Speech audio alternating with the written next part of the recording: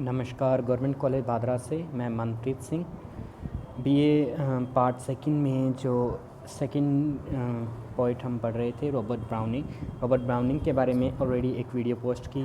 उसके अलावा उसी वीडियो में हमने ड्रामेटिक मोनोलॉग के बारे में पढ़ा। अब हम पढ़ेंगे इनकी पोएम रबी बन एज़रा। थोड़ी कॉम्प्लिकेटेड, थोड़ी ऑब्सक्योर पोएम है। जैसा कि ड्रामेटिक मोनोलॉग के बारे में हम जानते हैं, ड्रामेटिक मोनोलॉग में एक स्पीकर होता है, नरेटर होता है, जो मतलब जो कुछ भी बोलता है वही पोएम का हिस्सा होता है। यहाँ जो है एक फ़िलोसफ़र हैं, एक दार्शनिक हैं, जो एक उपदेश दे रहे हैं। उनका उपदेश ही पूरी पोएम है और उनके सामने कोई ऑडियंस है सुनने वाली है, उनको वो सुना रहे हैं, जिसका क्लियर नहीं है कि कौन ऑडियंस है, सुनने वाला कौन है और सिचुएशन कौन सी है। हालांकि ये क्लियर नहीं है, लेकिन ये एक ड्रामेटिक मोनोलॉग है क्योंकि यहाँ पे एक ही व्यक्ति बोल रहा है और हमें उसी के कैरेक्टर के बारे में भी पता चलता है। साथ ही ये पोएम रिवील करती है फ़िलोसफी जो खुद की रॉबर्ट ब्राउनिंग की थी। तो एक फेमस पोएम, टेक्स्ट इसके टोटल 32 स्टैंजास हैं। तो हम इस वीडियो में 32 में से 16 स्टैंजास करने का प्रयास करेंगे। तो फर्स्ट स्टैंजा से हम शुरू करते हैं। Grow old along with me, the best is yet to come, yet to be, the last of life for which the first was made, our times are in his hand, who saith a whole I planned, youth shows but half, trust God, see all, nor be afraid। तो पहली ही line से उपदेश है, यानी कि हमें पता चलता है कि कोई बोल रहा है, किसी को संबोधन करके कुछ कहा जा रहा है, स्पीच के रूप में है। ग्रो ओल्ड अलॉन्ग विद मी, मेरे साथ बूढ़े हो, इम्पेरेटिव में है। मेरे साथ बूढ़े हो मतलब मेरे साथ विद्वान हो। मैं भी बूढ़ा हूँ, विद्वान। मैंने एज के साथ जो सीखा है वो तुम भी सीखो। Learn what I have learn from being old, the best is yet to be.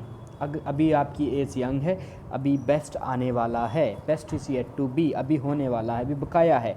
The last of life, जीवन का आखिरी हिस्सा जो बेस्ट है वो तो अभी आएगा।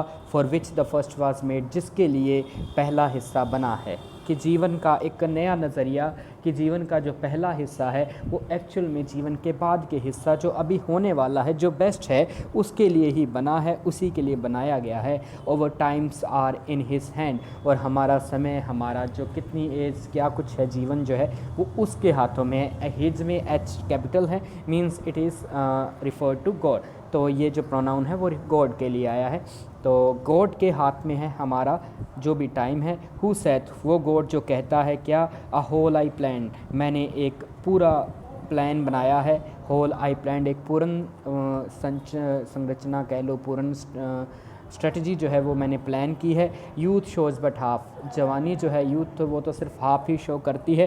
ट्रस्ट गॉड, भगवान का भरोसा करो। See all nor be afraid, सब कुछ देखते रहो, या फिर वो गॉड सी ऑल दिखता है, सी ऑल है। नॉर बी अफ्रेड, किसी चीज़ से मत डरो। डोंट बी अफ्रेड, ना तो एक तो आप गॉड का भरोसा करो, दूसरा आप डरो नहीं। Second stanza, not that amazing flowers you side, which rose make hours, which lily leave and then as best recall, not that admiring star it yearn, no Jove, no Mars, mine be some figured flame which blends transcend them all। तो youth का जो काम है, तो यहाँ पे जो poet है ये नरेटर के माध्यम से, रबी बन एज़रा के माध्यम से सीधा ही कह रहा है कि आप जवानी में जो बड़ी चीज़ें हासिल करना चाहते हो, नॉट दैट अमासिंग फ्लावर्स, जब आप फूल इकट्ठे कर रहे हो तब, not that youth side, youth जो बोलता है क्या करूं, विच रोज़ में एक आवर्स, कौन सा फूल मैं अपना बना लूँ, कौन सा जीवन में उपलब्धियाँ हासिल कर लूँ। विच लिली लीव, कौन से लिली के पौधे को छोड़ दूँ, कौन सा फूल हासिल कर लूँ। And then as best recall, और कौन से को याद रखूँ, बेस्ट को रिकॉल करूँ, याद रखूँ बुढ़ापे के लिए। नॉट दैट, वो भी नहीं और वो भी नहीं। एडमायरिंग स्टार, तारों को एडमायर करना। इट यर्न, यूथ जो यर्न करता है। नो जॉब नो मास, ना तो जुपिटर ना ही मास जो मंगल तारा है या ग्रह है। माइंड भी सम फिगर्ड फ्लेम विच ब्लेंड्स, मेरी तो वो कोई फिगर्ड फ्लेम होगी, वो कोई फिगर जैसी फ्लेम या चमक होगी। विच ब्लेंड्स, जो मतलब ब्लेंड करती है आसमान में। ट्रांसेंड्स देम ऑल, जो इन सब से परे जाती है, इन तारों से भी परे जाती है। तो यूथ के लिए ये चीज़ें हासिल करना, जो नॉर्मली दूसरे फिलोसफर अपने यही बात करते हैं कि जीवन में बड़ी छोटी चीज़ों को छोड़कर बड़ी उपलब्धियों की ओर बढ़ना चाहिए, लेकिन नरेटर कहता है ये भी नहीं, ये भी नहीं। Not that, not that, not for such hopes and fears, ऐसी आशाएं और ऐसी फियर्स के लिए अनलिंग यूथ्स प्रीफियर, इन चीज़ों के लिए नहीं कि आप इन चीज़ों के पीछे एक छोटी चीज़ों को छोड़कर बड़ी हासिल करें, इसके लिए मैं यूथ के ब्रीफ ईयर्स को अनल नहीं कर रहा, रद्द नहीं कर रहा। डू आई रेमोन्स्ट्रेट, ना ही मैं अस्वीकृति, रेमोन्स्ट्रेट मतलब प्रोटेस्ट करना, विरोध करना। फॉली वाइड द मार्क, ये तो मतलब फॉली वाइड द मार्क मूर्खता है जो निशाने से चूक रही है, काफ़ी दूर जा रही है। अगर मैं ऐसा कहूँ कि जीवन में मामूली चीज़ों को छोड़कर बड़ी चीज़ें हासिल करनी चाहिए, अगर नहीं करते तो आपको यूथ आपका बेकार है, तो ये चीज़ें तो है, ऐसा कहना तो actually folly wide the mark है, यूथ एक्चुअली दूर जाना है। मैं क्या कह रहा हूँ, rather I prize the doubt, actually youth में मैं उपलब्धियों की बात नहीं कर रहा, एक्चुअली रेदर बल्कि आई प्राइज द डाउट, मैं संदेह, लो काइंड्स एग्जिस्ट विदाउट, उस संदेह की बात कर रहा हूँ, उस डाउट की बात कर रहा हूँ जो जवानी में रहता है, जिसके बिना लो काइंड्स एग्जिस्ट विदाउट, जिसके बिना जीवित हैं लो काइंड्स बीस्ट, पशु या और जीवन जो परमात्मा ने, ईश्वर ने बनाया है, वो उनमें कोई डाउट नहीं है, उनका फिक्स जीवन है, तो उसके बिना ही उनमें विवेक नहीं है, इंसान में, मनुष्य में विवेक है। तो वो कहता है कि उस डाउट की बात मैं कर रहा हूँ, उस डाउट को मैं प्राइज़ करता हूँ, उसे मैं ज़्यादा इंपॉर्टेंस दे रहा हूँ, बड़ी चीज़ों को नहीं, बल्कि उस डाउट को। Finished and finite clods, low kinds exist without finished and finite clods, clods मिट्टी का ढेर होता है, तो यहाँ वो कहना चाहता है जो वस्तुएं, जो जीव जंतु ईश्वर ने बनाए हैं, जो है तो मिट्टी के पुतले टाइप ही, फिनिश्ड हैं, फिनिट हैं, फिनिश्ड हैं पूर्ण हैं, फिनिट हैं सीमित हैं, हालांकि अनट्रबल्ड बाय अ स्पार्क, उनमें स्पार्क की कमी है। स्पार्क मतलब यहाँ पे उनमें चमक नहीं है, या ये कह लीजिए उनमें वो ऊर्जा नहीं है जो इंसान में है, वो विवेक नहीं है जो इंसान में है। उन वस्तुओं में जो डाउट की कमी है, वो डाउट जो इंसान में रहता है, उसे मैं प्राइज़ कर रहा हूँ, ना कि बड़ी उपलब्धियों को। उसी के कारण मैं ये कह रहा हूँ, जवानी से आगे बढ़ो बुढ़ापे की ओर, और उनसे सीखते हुए आगे बढ़ो। Poor vaunt of life Indeed, अगर मैं ये कहूँ कि ऐसी चीज़ों को हासिल करना वो तो डींग मारना होगा, वाउंट करना मतलब डींग मारना, to boast about something, poor vaunt of life indeed, ये तो जीवन का एक मतलब नीचे दर्जे का डींग मारना, बोस्ट करने की तरह है। इंडीड वास्तव में, were man but form to feed, अगर इंसान सिर्फ खाने के लिए या खिलाने के लिए ही बना होता, क्या खाने के लिए, ऑन जॉय, आनंद, अगर सिर्फ जीवन आनंद लेने के लिए ही बना होता, उसी पे जीने के लिए अगर ये मान लिया जाए, तो ये जीवन का, लाइफ को एक प्रकार से पुअर वांट है, उसके लिए नीच दर्जे का बोस्ट करना है, डींग मारना है। To solely seek and find and feast, कि सिर्फ अगर जीवन का यही उद्देश्य होता, सीख करना, ढूंढना, एंड फाइंड पाना, एंड फीस्ट खाना। सच फीस्टिंग एंडेड, जब ऐसा खाना पीना ख़त्म हो जाता है, जब इस प्रकार से आप जीवन के आनंद ले लेते हैं, दुनिया भर के आनंद ले चुके, then assure an end to man, फिर तो इंसान का मतलब एक श्योर एंड आ जाता। Irks care the cropful bird, frets doubt the maw crammed beast, यहाँ क्वेश्चन है दोनों में, तो रिटोरिक क्वेश्चन है, क्या पेट भरा हुआ पक्षी, क्रॉपफुल या जिसकी चोंच भर गई है, क्या उसे भी कोई अक्सम होती है, खिज होती है, उसमें कई डाउट होते हैं? क्या फ्रेट होता है, फ्रेट मतलब चिंता, किनमें, मोक्रैम्ड बीस्ट, जिसका जबड़ा भरा हो मौ से, क्या ऐसे पशुओं का जबड़ा जिनका चारे से या घास से भरा होता है, क्या उन्हें कोई चिंता होती है? क्योंकि इन पक्षियों में चिंता नहीं है, तो क्या इंसान में चिंता होगी अगर वो सिर्फ खाना पीना एंजॉय करना ही अपने जीवन का लक्ष्य रखे? तो ये जो चिंता और वो जो डाउट है, जिसका जिक्र यहाँ पे भी किया है 3 नंबर स्टैंजा में, डाउट और उस प्रकार की फ्रेट और एक्स की है जो इंसान में है, वो स्पार्क जो इंसान में है, पशुओं में नहीं है, उस स्पार्क की मैं बात कर रहा हूँ। तो ये थोड़े अलग प्रकार की फ़िलोसफी है, थोड़ा गूढ़ है, ऑब्सक्योर है। रिजॉइस वी आर एलाइड, खुश हो, किस बात के लिए? वी आर एलाइड, हम सब क्या हैं? एलाइड हैं, जुड़े हुए हैं, किससे? To that which that provide, उससे जुड़े हुए हैं जो हमें प्रोवाइड करता है, मतलब हमें उपलब्ध करवाता है। एंड नॉट पार्टेक, और हमसे हिस्सा भी नहीं लेता। इफ़ेक्ट, जो प्रभाव देता है। एंड नॉट रिसीव, वापस कुछ नहीं लेता। आ स्पार्क डिस्टर्ब्स आवर क्लोड, एक स्पार्क जो है वो हमारे क्लोड को, हमारी मिट्टी को, हमारे शरीर को, स्पार्क यानी एक प्रकार की ज्योत, ईश्वरीय ज्योत मान लीजिए, या एक प्रकार का उसमें चमक ऐसी है जो हमें डिफरेंट करती है। अनट्रबल्ड बाय स्पार्क, जो 3 स्टैंजा नंबर 3 में लाइन थी, उसका उल्टा है। अनट्रबल्ड बाय स्पार्क यहाँ आया है किन के लिए?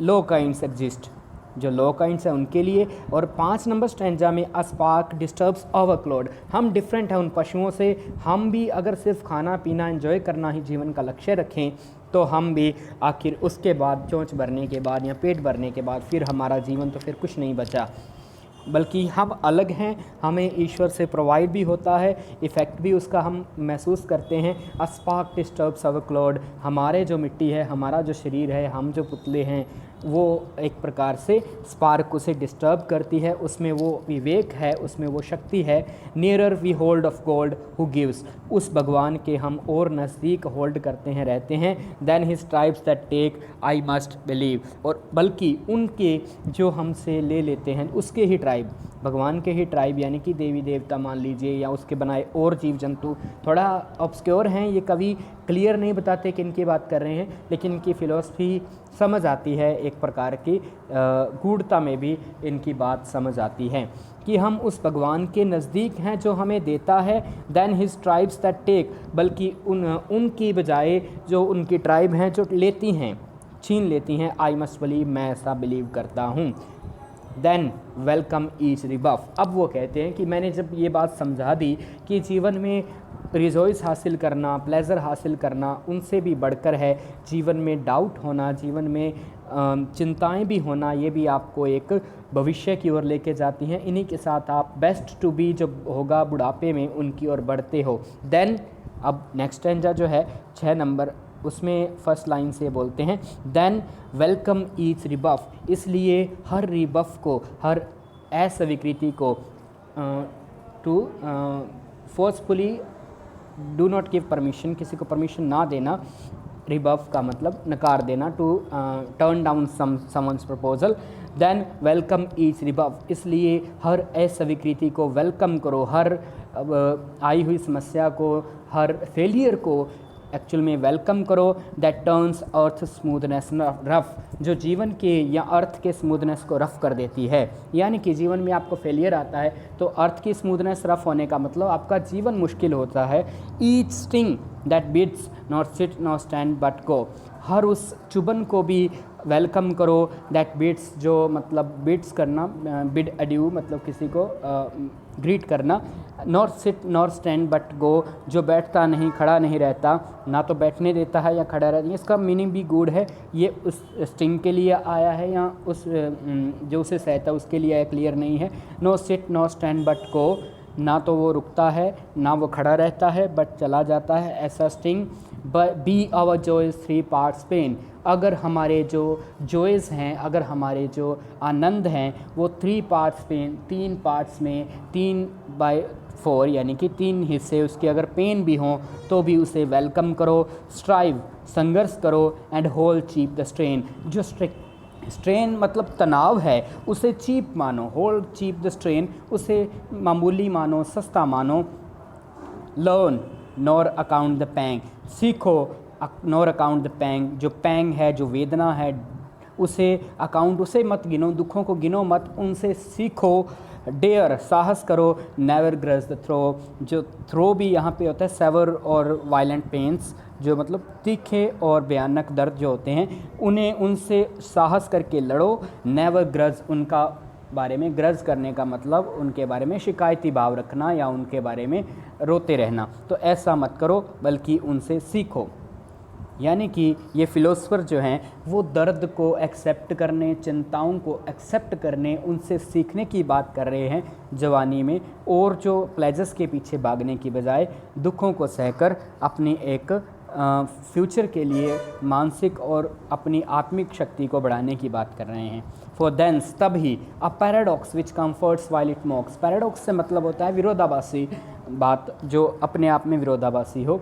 विच कम्फर्ट्स, जो कम्फर्ट तो करती है, जो सांत्वना देती है। वाइल इट मॉक्स, हालांकि ये मजाक भी उड़ाती है। ऐसी बात, ऐसी situation, shall life succeed in that it seems to fail, तब क्या होगा। फॉर देंस, देंस के बाद बीच में जो ये लगे हुए हैं डैश के 2 डैश हैं, उसके बाद सीधा 3rd लाइन से पढ़ें अगर सेंटेंस को पूरा समझना हो तो। For thence shall life succeed in that which it seems to fail, बीच में से अगर आप छोड़ के पढ़ेंगे तब आप मीनिंग समझ पाएंगे। फिर तब ही shall life succeed in that it seems to fail, तब ही जीवन जो है उन बातों में सफल होगा, उन बातों में सफल होगा जिन बातों में लगे कि ये फेल हो रहा है, एक्चुअल में हार रहा है। तो असफलता जो लग रही है कि ये असफलता है, कि दुख आ रहे हैं, समस्याएं आ रही हैं, काम नहीं हो रहा, फिर भी अगर आप उनसे सीख रहे हैं तब आपकी life shall life succeed in that, तभी आपका जीवन सफल होगा in that which it seems to fail, जिसमें लग रहा है कि ये फेल हो रहा है।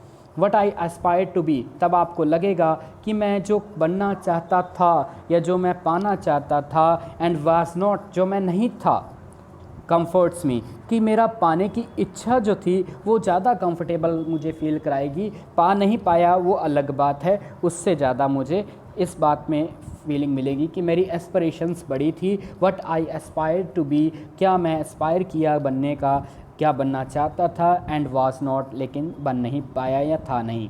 अ brute I might have been, हो सकता है मैं एक ब्रूट रहा हूँ, ब्रूट से मतलब गवार, जो सेवेज हो, जो मतलब बर्बर हो, उस टाइप का जिसमें ज़्यादा सिविलाइजेशन ना हो, पोलाइटनेस ना हो। A brute I might have been, मैं एक ब्रूट हो सकता हूँ या रहा हूँ, but would not sink in the scale, हो सकता है कि मैं एक गवार रहा हूँ या एक ब्रूट रहा हूँ, लेकिन मैं स्केल में और नीचे सिंक नहीं करूँगा, यानी कि और भी ज़्यादा गवार से भी बुरा नहीं होऊंगा, वहीं रुक तो गया ना, कि उससे आगे नहीं बढ़ पाया वो अलग बात है, उससे बुरा भी नहीं हुआ। ये मेरी एक कंफर्ट, एक पैराडॉक्स होगा कि चाहे मैं असफलता में भी मुझे सफलता नज़र आएगी। What is he but a brute, वो जो है वो ब्रूट ही तो है। कौन? Whose flesh has soul to suit, जिसके शरीर में आत्मा है सूट करने के लिए, उसके मतलब उससे सूट करती हुई आत्मा तो है। Whose spirit works lest arms and legs want play, जिसकी शरीर स्पिरिट, जिसकी भावना, आत्मा काम तो करती है, but lest arms and legs want play.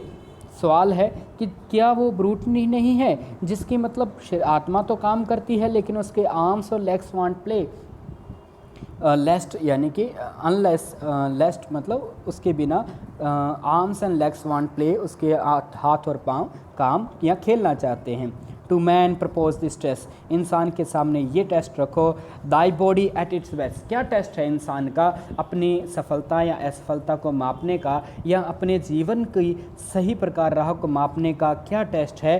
To man propose this test, man के सामने ये प्रस्ताव, ये टेस्ट रखो। Thy body at its best, thy body at its best यानी कि अपनी बेस्ट पे, यानी कितना बेहतर से बेहतर, जैसे अपने कितनी दूर तक या कितना अच्छा खेल सकते हो, कितना दूर तक फेंक सकते हो। Thy body at its best, आपका शरीर अपने बेस्ट में। How far can that project thy soul on its lone way, अपनी आत्मा को कितनी दूर तक प्रोजेक्ट कर सकता है, कितनी दूर तक लॉन्च कर सकता है। ऑन इट्स लॉन वे, वो अकेले रास्ते पे जिस पे आत्मा को जाना है, कितनी दूर तक फेंक सकता है। तो इनकी फ़िलॉसफी थोड़ी ये बता रही है कि आत्मा को अलग नहीं किया जा सकता शरीर से, आत्मा और शरीर दोनों का संबंध है। शरीर जो सहता है, शरीर जो फेलियर्स को देखता है, पेन्स को, जो ग्रजेस को, या फिर जो और उस प्रकार के जो सेवर पेन्स हैं, थ्रो हैं और अस्वीकृतियाँ, रिफफ हैं, उन सब को सहने के बाद उसका प्रभाव आत्मा पे पड़ता है।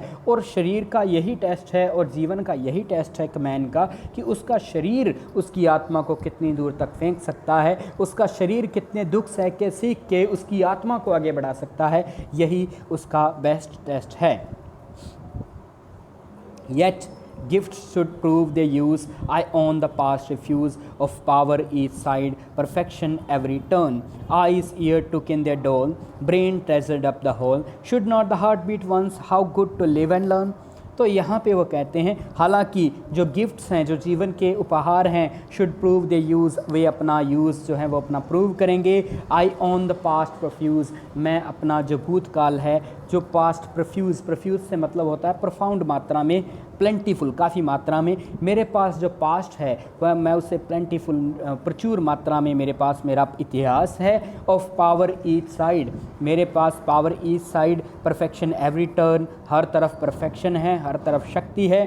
Eyes ears took in their dole, मेरे आँखों ने और कानों ने यानी मेरी ज्ञानेंद्रियों ने टुक इन देयर डोल, जो भी उन्होंने खजाना, डोल से मतलब डेस्टिनी या एक्सपीरियंस यहाँ पे है, जो कुछ भी एक्सपीरियंस था, जो कुछ भी देखा सुना वो उन्होंने अंदर लिया।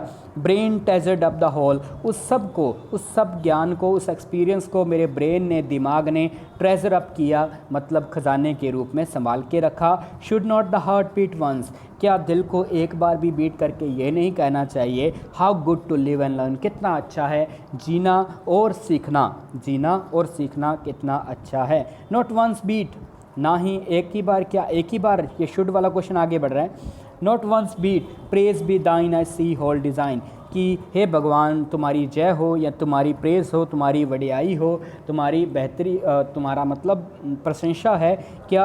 आई सी द होल डिज़ाइन, अब मुझे होल डिज़ाइन समझ आ रहा है। हम अक्सर ये शिकायतें रखते हैं, हर किसी को शिकायत रहती है कि जीवन में दुख ही दुख है, सुख है ही नहीं।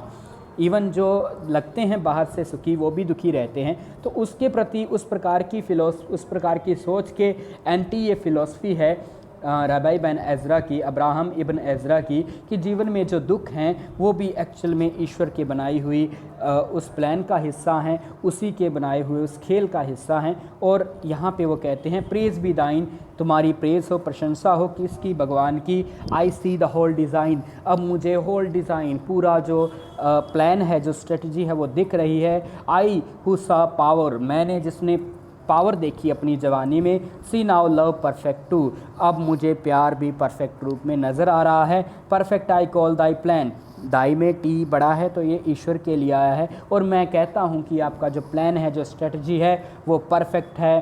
Thanks that I was a man, और मैं आपका धन्यवाद करता हूँ कि मैं एक मैन था, एक इंसान था, ना कि कोई और लो काइंड्स एग्जिस्ट जो जिनके बारे में ऊपर आया है उस प्रकार का। मेकर रीमेक कंप्लीट, हे भगवान आप मेकर हैं, आपने दोबारा बनाइए, कंप्लीट करें, या आपका प्लान मुझे मंजूर है। I trust what thou shall do, मुझे ट्रस्ट है जो कुछ भी आप करेंगे मुझे इसमें ट्रस्ट है।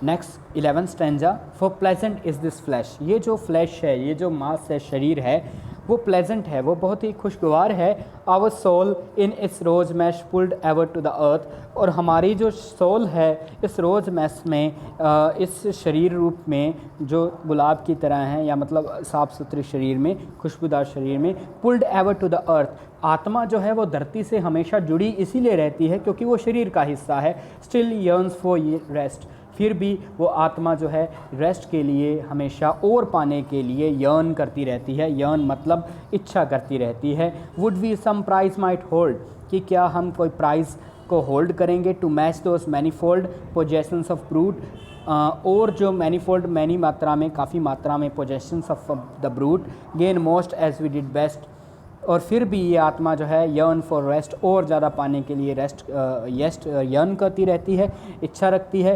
Would we some prize might hold, क्या हम कोई प्राइज़ होल्ड करेंगे। To match those manifold possessions of the brute, उस ब्रूट जीवन के, इस गवार या मामूली से पशुओं जैसे जीवन के और ज़्यादा पोजेशन जो हासिल किए जा सकते हैं, क्या हम उनके बराबर कुछ प्राइज़ हासिल करेंगे। Gain most as we did best, और ज़्यादा gain most as we did best, जितना हमने बेस्ट किया। थोड़ा कंफ्यूज है लेकिन मायने वही चल रहे हैं जो अब तक की फिलोसफी में चल रहे हैं। Let us not always say, हमें ये नहीं कहना चाहिए हमेशा ही, spite of this flesh today I strove made head gained ground upon the whole, कि वो हमें ये नहीं कहना चाहिए in spite of this flesh today, हालांकि आज हम इस शरीर में हैं, आज हमारे पास ये शरीर है। आई स्ट्रोव, मैंने स्ट्रगल की, मेड हैड, मैंने आगे बढ़ा, सिर केवल, या कह ली मेड हैड मतलब हेडेड समथिंग, आगे बढ़ा। Gained ground upon the whole, इस होल प्लान में, इस दुनिया बनाई हुई जो दुनिया है उसमें मैंने गेन ग्राउंड हासिल किया। As the bird wings and sings, जैसा कि पक्षी, जैसे कोई पक्षी विंग करता है, पंख फड़फड़ाता है, प्रवास करता है और गाते हुए आगे बढ़ता है। लेट अस क्राई, बल्कि हमें ये क्राई करनी चाहिए, ये रोना चाहिए। All good things are ours, हर अच्छी चीज़ हमारी है। Nor soul helps flesh more nor now than flesh help soul, कि ना तो सिर्फ आत्मा शरीर की उतनी मदद करती है, जितनी कि शरीर आत्मा की। मतलब ये कहने का है कि अब तक की जो फ़िलोसफीज़ हमने अलग प्रकार की पढ़ी, जिसमें शरीर को नश्वर बताया जाता है, शरीर को माया बताया जाता है, शरीर को दुखों की मतलब दुखों का घर बताया जाता है या दुखों का कारण बताया जाता है, शरीर की इच्छाओं को, औरों को। इनकी फ़िलोसफी ये कह रही है कि जितना इम्पोर्टेंट सोल है उतनी इम्पोर्टेंट शरीर है। तो ना तो सोल फ्लैश की इतनी मदद करती है, उससे ज़्यादा मदद नहीं करती जितना शरीर आत्मा की करता है, यानी दोनों बराबर मदद करते हैं, दोनों ही बराबर इम्पोर्टेंस रखते हैं। ये हमें कहना चाहिए। Therefore 13 stanza, therefore I summon age, इसलिए मैं एज को, उम्र को बुलाता हूँ, समन करता हूँ, किसे समन भेजता हूँ, उम्र को, टू ग्रांट यूथ्स हेरिटेज, जवानी की जो हेरिटेज है, जो विरासत है, जो कुछ मैंने जवानी में हासिल किया, सीखा, जो कुछ भी मैंने गेन किया है, वो सब आगे देने के लिए मैं ओल्ड एज को बुलाता हूँ। लाइफ स्ट्रगल हैविंग सो फार रीच इस टर्म, जीवन की जो स्ट्रगल है वो अपनी टर्म, अपना जो अवधि है उसे अब तक की पूरी कर चुकी है, जवानी गुजर चुकी है। अब मैं जवानी की जो विरासत है वो बुढ़ापे को सौंपता हूँ। देन शैल आई पास, तब मैं पास करूँगा, यानी I would go further. Approved a man for aye removed from the developed root a god though in the germ, हालांकि एक जर्म के रूप में, एक छोटे जीव के रूप में, पर मैं एक देवता ही होऊंगा। Approved man for aye removed, aye मतलब yes, removed from the developed root, अब मैं डेवलप्ड ब्रूट नहीं हूँ, एक मतलब विवेकशील पशु से आगे बढ़ के एक देवता हूँ। हालांकि मैं एक जीव के रूप में ही हूँ, लेकिन एक देवता जैसा हो जाऊँगा जब मैं जवानी की विरासत, जवानी की जो गेन है उसे मैं बुढ़ापे की ओर दे दूँगा। 14 stanza, and I shall thereupon take rest, तब ही मैं रेस्ट लूँगा, आराम करूँगा। Before I be gone, I be gone before का short form, before I be gone once more on my adventure brave and new, इससे पहले कि मैं अपने एक नए एडवेंचर, नए साहसी एडवेंचर पे जाने से पहले, ब्रेव एंड न्यू, बहादुरी भरे और नए एडवेंचर पे जाऊंगा, उससे पहले मैं ये काम करके जाऊंगा कि मैं अपनी जवानी की विरासत बुढ़ापे को दूंगा, यानी कि बुढ़ापे को भी एक नए एडवेंचर, और उसके बाद मौत के बाद भी एक नए एडवेंचर की वो बात कर रहे हैं। फियरलेस एंड अनपरप्लेक्स्ड, फियरलेस डर के बिना, परप्लेक्स्ड से मतलब होता है कन्फ्यूज्ड, अनपरप्लेक्स्ड का मतलब नॉट कन्फ्यूज्ड, तो मैं बिना डर के, बिना किसी उलझन के आगे बढ़ूंगा। When I wage battle next, जब मैं अगली लड़ाइयाँ लड़ूंगा, अगली लड़ाइयों में जाऊंगा। What weapons to select, what armour to indue, मुझे पता होगा कि कौन से वेपन को सिलेक्ट करना है, कौन सा आर्मर अपने ऊपर चढ़ाना है, पहनना है। क्यों? क्योंकि मेरे पास विरासत है मेरी जवानी की, मैंने वो जो दुख और जो तकलीफ़ें जवानी में सही थी उनका जो लर्न किया हुआ है वो मेरे पास अब है। यूथ एंडेड, जब जवानी ख़त्म हुई। I shall try my gain and loss thereby, तब मैं देखूंगा कि मैंने क्या पाया, क्या खोया, मेरी लाभ हानि क्या है, उसे मैं ट्राई करूंगा, यानी कि उसे मैं टेस्ट करूंगा। लीव द फायर एशेज़, तब leave the fire ashes what survive is gold, जब दुख दिया जाता है, जब सोने को पिघलाया जाता है या आग से टेस्ट किया जाता है, अग्नि से, तो और क्योंकि सोने का मेल्टिंग पावर बहुत हाई होता है और जो चीज़ें हैं वो पिघल जाती हैं, उसमें से अशुद्धियाँ निकल जाती हैं, सोना रह जाता है। तो उस एनालॉजी का यूज़ कर रहे हैं कि जो दुख मैंने जवानी में देखे वो ही, leave the fire ashes, fire जो है वो राख छोड़ देगी, बाकी तो व्हाट सर्वाइव्स इज़ गोल्ड, जो बचता है, जो बच जाएगा वो है सोना। And I shall weigh the same, और मेरा जो कुछ मेरा वे यानी मेरी वैल्यू होगी वो सोने के जैसी सेम ही होगी। गिव लाइफ इट्स प्रेज और ब्लेम, जीवन को चाहे इसकी प्रशंसा दो, चाहे इसे आरोप दो। Young all lay in dispute I shall know being old, कि बीइंग यंग मैं उस टाइम में चाहे अपने पहले टेस्ट करूंगा लाभ हानियाँ, फिर देखूंगा कि क्या इसमें मैं उसे प्रशंसा दूं या ब्लेम दूं। Young all lay in dispute I shall know being old, कि जवानी जो है ऑल ले इन डिस्प्यूट, वो सब जो है डिस्प्यूट में ही रहती है, मुझे ये पता होगा, क्यों पता होगा, बीइंग ओल्ड होने के कारण। 16 स्टेंजा, फॉर नॉट, ये बात नोट करो, ये बात नोटिस करो। व्हेन इवनिंग शट्स, जब शाम शट कर देती है, शाम जब पर्दा डाल देती है। अ सर्टन मोमेंट कट्स, एक खास पल होता है। शाम के समय दिन छिपता है, रात आती है, लेकिन वो धीरे धीरे आती है, उसमें काफ़ी समय लगता है, मतलब एकदम से नहीं होता जैसे लाइट ऑफ होती है। बट इसमें क्या कह रहा है वो, अ सर्टन मोमेंट कट्स, एक स्पेशल मोमेंट होता है जो कट करता है द डीड ऑफ, दिन के कार्य को, डीड को कट ऑफ कर देता है। Calls the glory from the grey, और रात की जो ग्लोरी है फ्रॉम द ग्रे, गहरा जो अंधकार की ग्लोरी है उसे बुलाता है। अब विस्पर फ्रॉम द वेस्ट, पश्चिम से एक विस्पर शूट्स, पश्चिम से एक विस्पर आती है, एक आवाज़ छोटी सी आती है, वो क्या है, add this to the rest, ये जो दिन है जो गुजर गया है अब इसका हिसाब पूरा हो गया है, इसे भी रेस्ट कर मतलब बाकी के साथ ऐड करके रख दो। Take it and try its worth, इसे ले जाओ और देखो कि क्या ये लाभपूर्ण था या हानिपूर्ण था।